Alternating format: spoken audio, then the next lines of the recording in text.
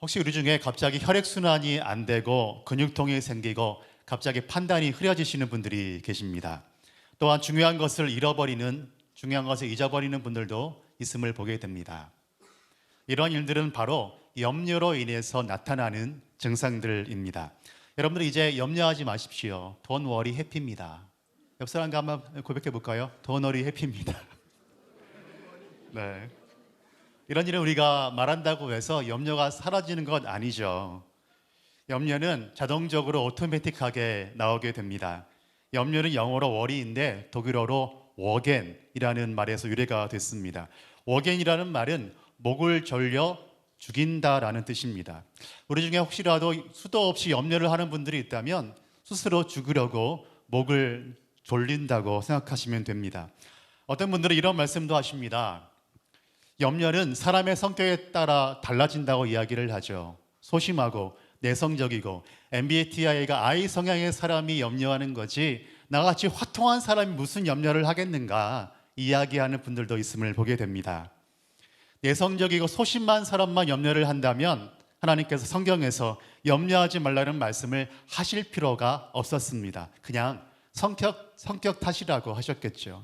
염려는 세상의 모든 사람들이 다 합니다. 아무리 돈과 명예, 권력을 다 준 사람도 염려를 다 하고요. 강남에서 수많은 빌딩을 갖고 있다 할지라도 염려를 많이 하는 걸 봤습니다. 그리고 정치력을 갖고 있는 대통령도 염려합니다. 그러나 하나님은 성경 곳곳에서 염려하지 말 것을 말씀하고 계십니다. 이 세상을 살아가는데 어떻게 염려하지 않을 수가 있겠습니까? 성경은 그러나 염려하는 것은 믿음이 없는 것이라고 이야기하면서 말씀하여 주십니다. 예수님께서 걸어서 지방으로 가시려고 배를 타고 제자들과 함께 갈릴리 바다를 건너가고 계셨습니다. 마침 예수님께서 피곤하셔서 잠을 주무시고 계셨습니다. 그런데 영화처럼 갑자기 광풍이 일어나서 배를 덮쳐오는 겁니다.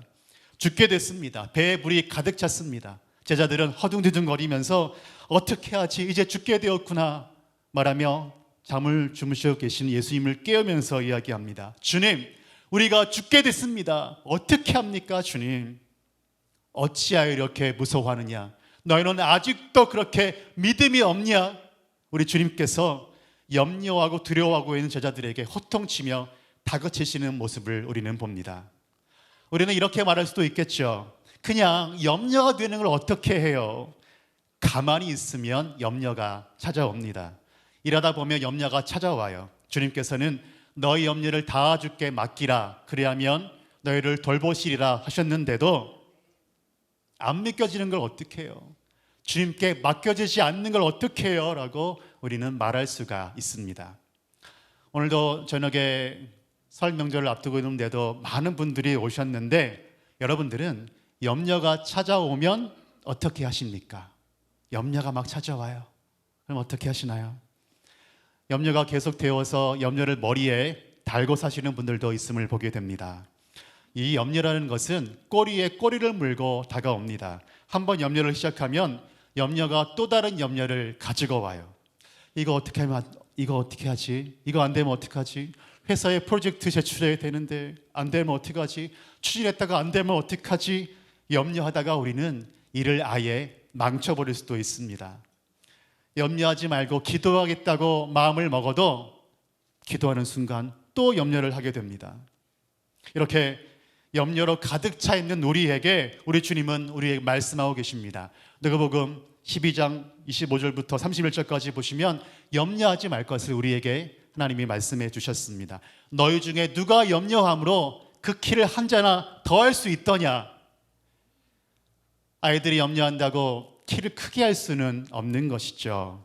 25절에 나오는 키를 한 자라도 더 크게 할 수 있느냐? 이 말씀에서 한 자는 한 규빗을 말합니다. 손가락 끝에서 엘보 팔꿈치까지의 길이가 45cm인데 그 길이를 말합니다. 우리가 키 커야 할 텐데 키 커야지 염려할 때마다 키가 쑥쑥 큰다면 염려하는 일은 좋은 일입니다.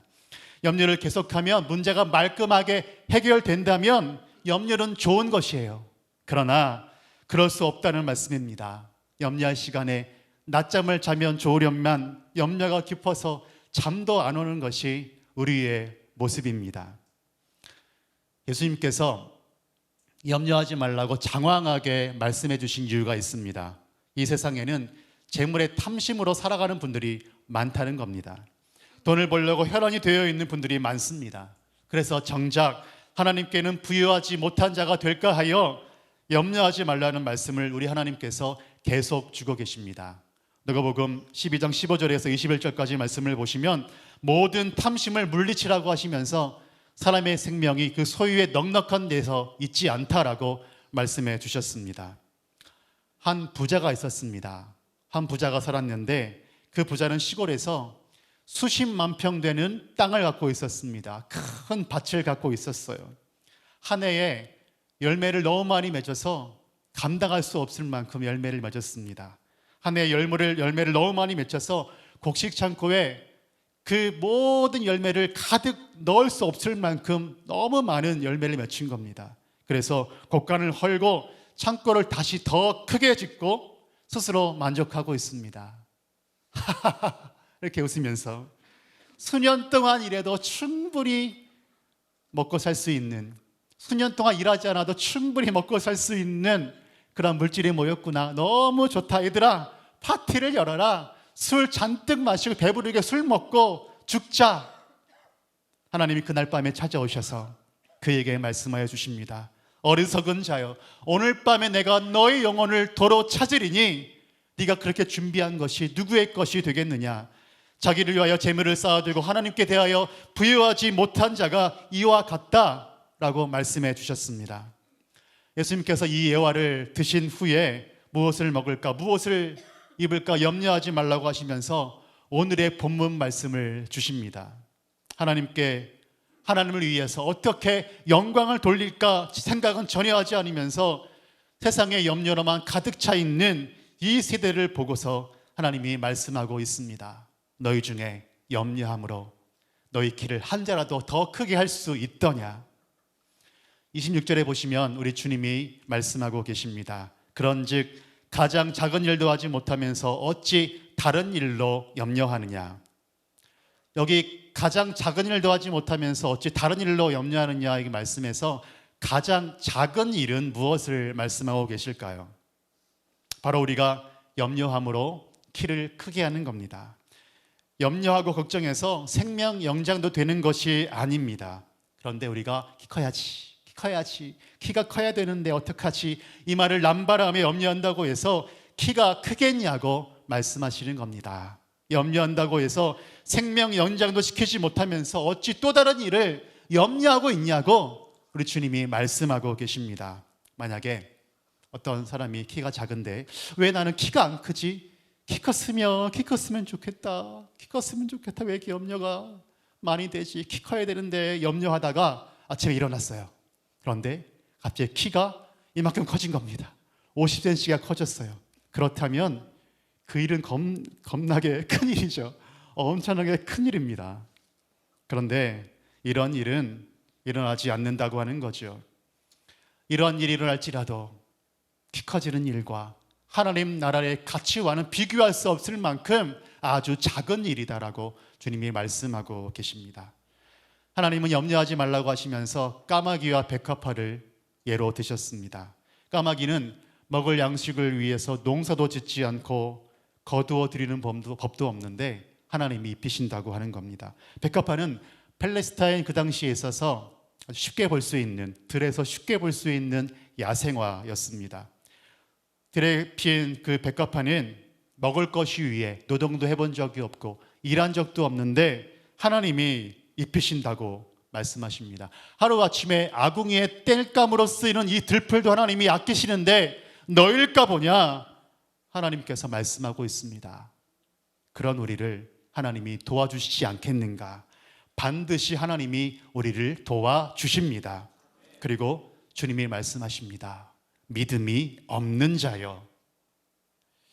하나님이 염려로 가득 차 있는 우리 한 명 한 명을 바라보시면서 안타까워서 말씀하고 계십니다. 하나님은 우리에게 믿음이 없다라고 말씀하고 계십니다. 염려하는 문제는 믿음이 없는 문제라고 말씀하십니다. 우리가 자녀들을 키울 때에 자녀들이 공부하지 않고 맨날 게임만 하고 놀고 있다면 그런 아들, 딸들 보면 우라통이 터질 겁니다.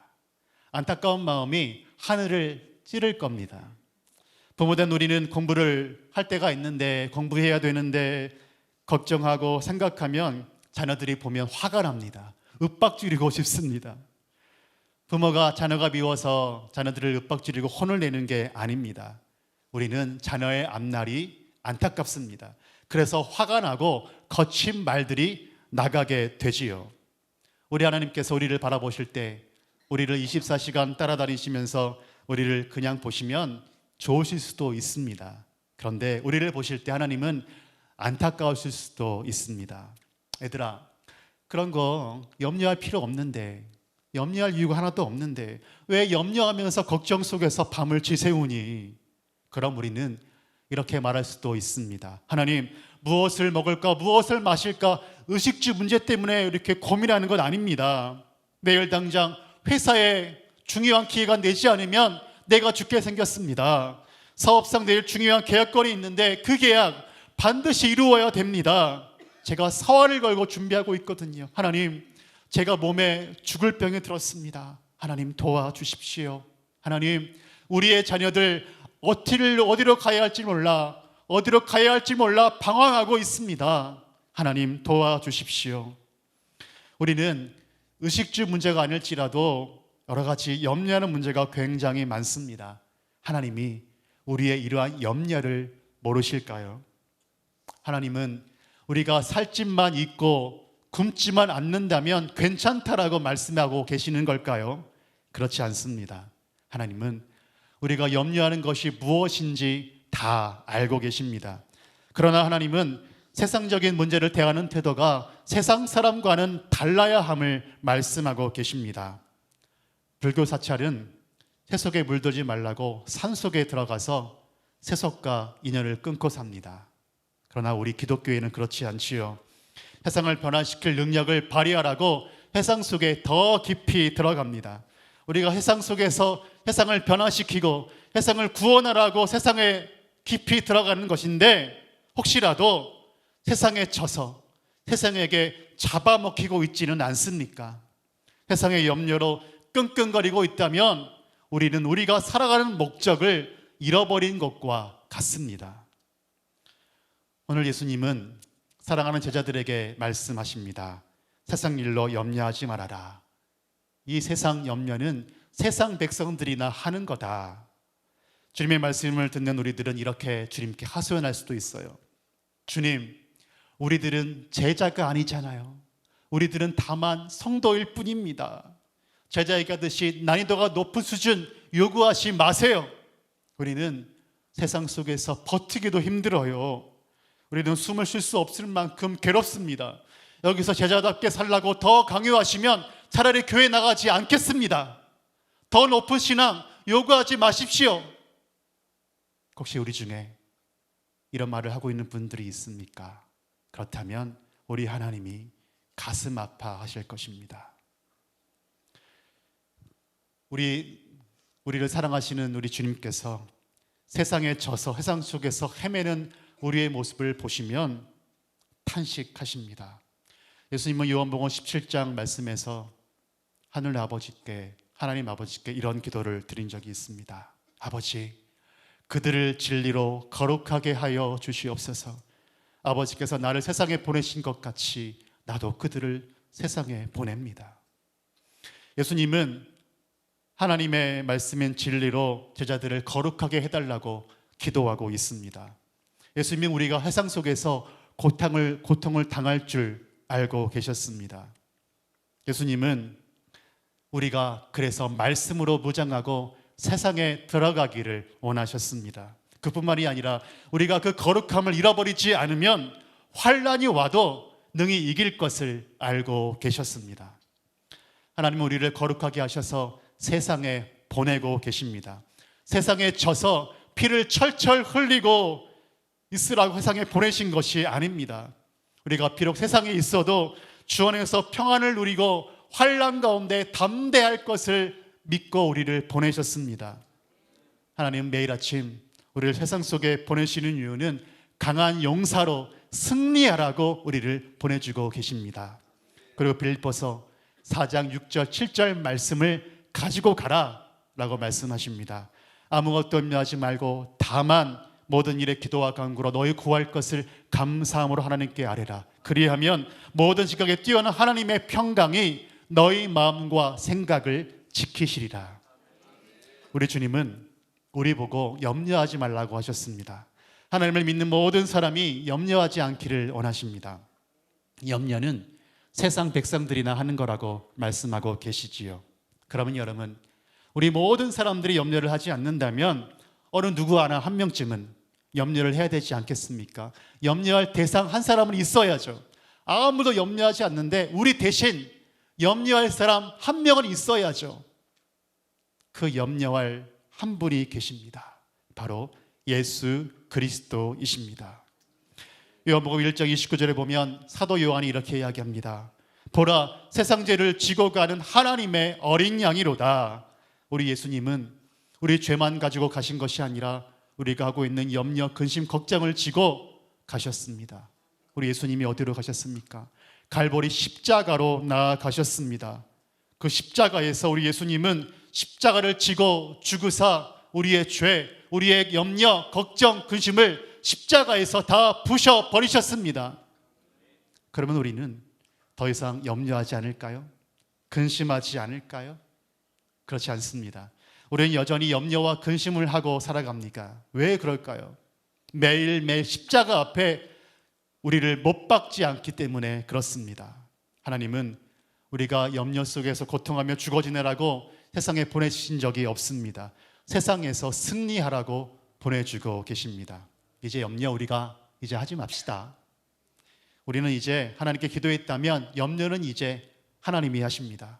응답을 주실 분이 하나님이시기 때문에 그렇습니다. 이제 하나님은 어떻게 우리에게 응답을 주실까 고심하기 시작하실 것입니다.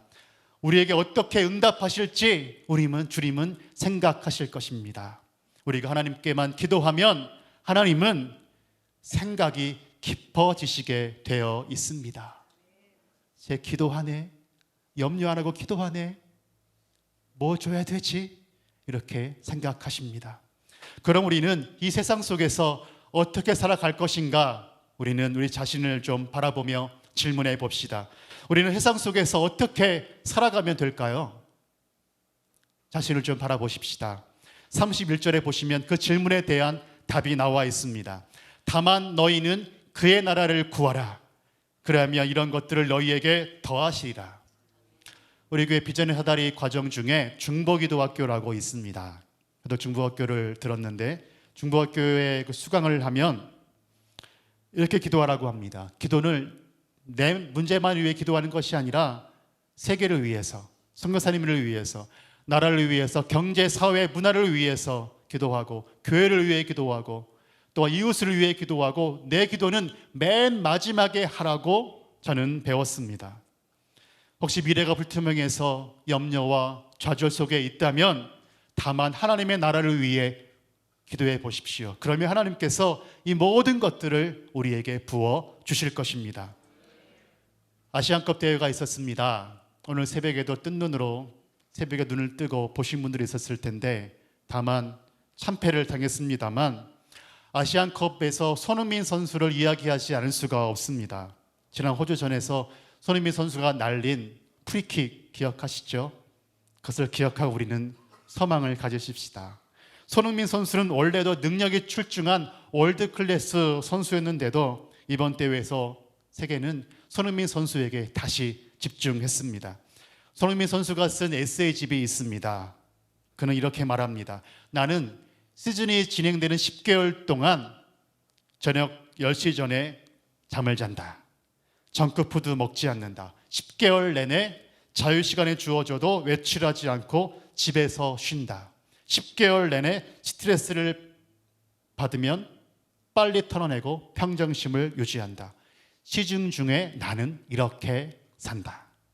손흥민 선수의 아버지 손흥정 감독은 아들을 토트넘 구단에 보내기 위해서 간절함으로 열심히 운동을 시켰다는 그런 말이 유명하지요. 우리는 미래가 불투명할 때 염려가 찾아옵니다. 사탄은 염려를 통해서 우리의 생각과 마음을 공격하고 들어옵니다.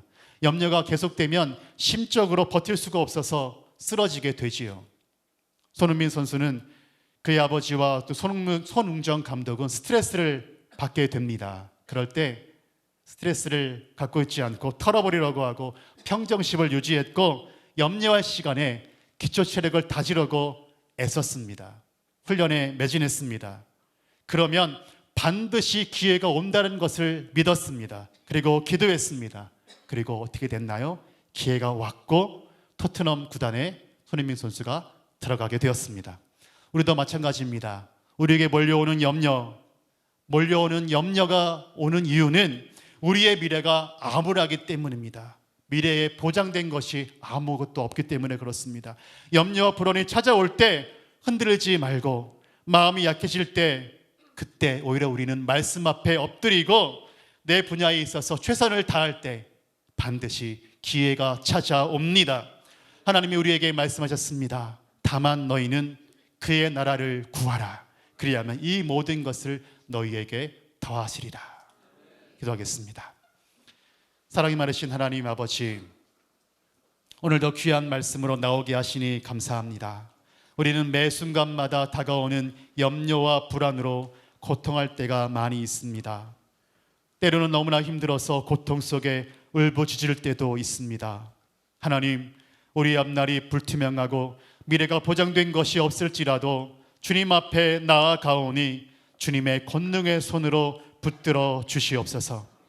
하나님, 우리의 모든 염려를 다 가져가 주시고 소망 가운데 나올 수 있도록 인도하여 주시옵소서. 닫힌 문을 여시는 예수님의 이름으로 기도합니다. 아멘.